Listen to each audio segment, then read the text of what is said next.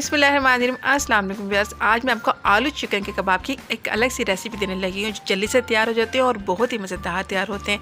इसके लिए मैंने आधा किलो आलू लिए, उनको बॉयल कर लिया और उसके बाद मैंने इसको मैश कर लिया है।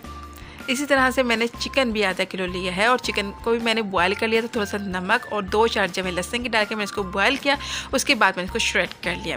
दोनों चीज़ों को मिक्स कर देना है। बहुत आसान सी रेसिपी है। और फिर इसके बाद मैं इसके ऊपर जो है वो चपली कबाब मसाला शामिल करेंगे। इसका लिंक आपको डिस्क्रिप्शन में मिल जाएगा। 3 टेबलस्पून चपली कबाब मसाला मैंने इसके ऊपर शामिल किया है, या आप बाज़ार का मसाला भी इस पर शामिल कर सकते हैं। उसके बाद हरी मिर्चों को चॉप कर लें और हरा धनिया को भी चॉप कर लें। हरा धनिया और हरी मिर्चें चॉप करके इसके ऊपर शामिल की जाएंगी। अब आपने क्या करना है, तमाम चीज़ों को यकजान कर लेना है और थोड़ा सा नमक भी शामिल कर लेना है। और फिर उसके बाद एक अच्छी सी इसकी जो है आपने टिक्कियाँ बना लेनी है।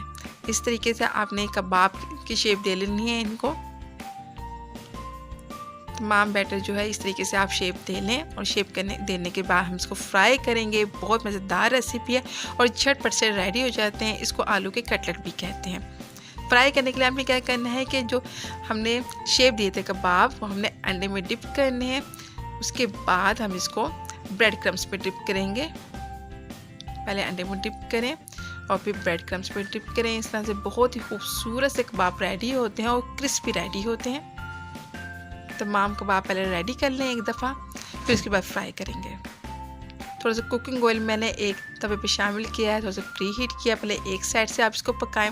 हल्का सा गोल्डन कलर हो जाए तो साइड चेंज करके पकाएं और रिक्वायर्ड कलर होने तक इसको आपने फ्राई करना है हल्की आंच पे। बहुत ज़बरदस्त कटलेट रेडी होते हैं। रेसिपी को लाइक शेयर कमेंट ज़रूर कर दीजिएगा।